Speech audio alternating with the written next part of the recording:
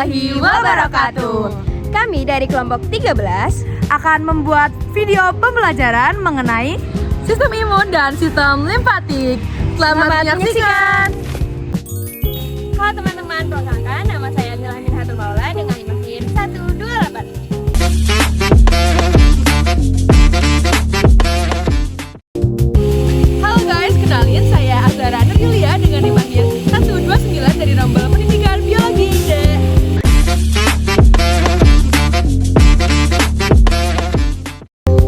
Halo teman-teman, saya Lela Tunismi dengan NIM 130.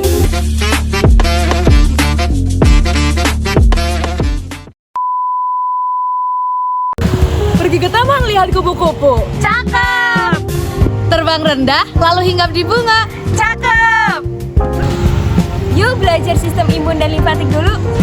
Biar kita paham cara tubuh menjaga kita.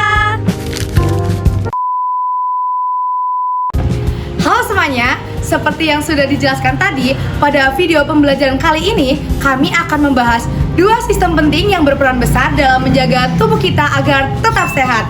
Yang pertama itu ada sistem imun dan yang kedua itu ada sistem limfatik. Nah, kedua sistem ini itu bekerja saling mendukung untuk melindungi tubuh dari berbagai patogen seperti bakteri, virus, jamur, dan parasit. Oke, yang pertama kita mulai dari sistem imun. Sistem imun adalah mekanisme pertahanan alami yang dimiliki oleh tubuh untuk mencegah dan melawan penyakit. Nah, tanpa sistem imun, tubuh akan dengan mudah terkena infeksi yang ringan sekalipun. Selanjutnya, sistem imun memiliki dua garis pertahanan utama. Yang pertama adalah imunitas non-spesifik atau innate immunity.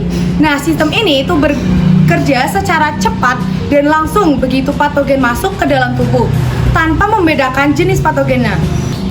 Nah, contoh pertahanan non-spesifik antara lain yang pertama adalah kulit. Nah, kulit itu sebagai penghalang fisik utama. Yang kedua ada mukus dan rambut silia di saluran pernafasan yang menjebak dan mengeluarkan kuman. Yang ketiga ada demam. Nah, demam ini sebagai respon tubuh untuk menghambat pertumbuhan mikroorganisme.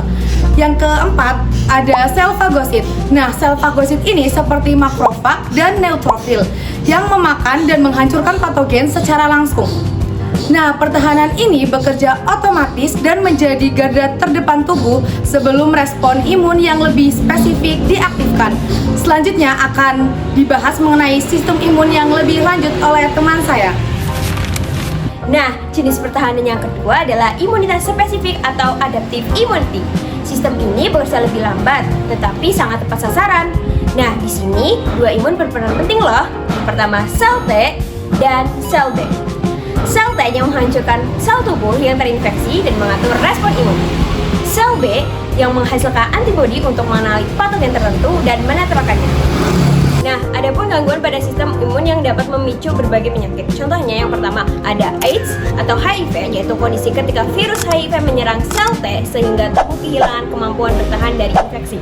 Yang kedua ada autoimun seperti lupus dan rheumatoid arthritis, ketika sistem imun justru menyerang jaringan tubuh itu sendiri. Nah, yang ketiga ada alergi, yaitu reaksi imun berlebihan yang terhadap zat yang sebenarnya tidak berbahaya seperti debu, makanan tertentu ataupun serbuk sari.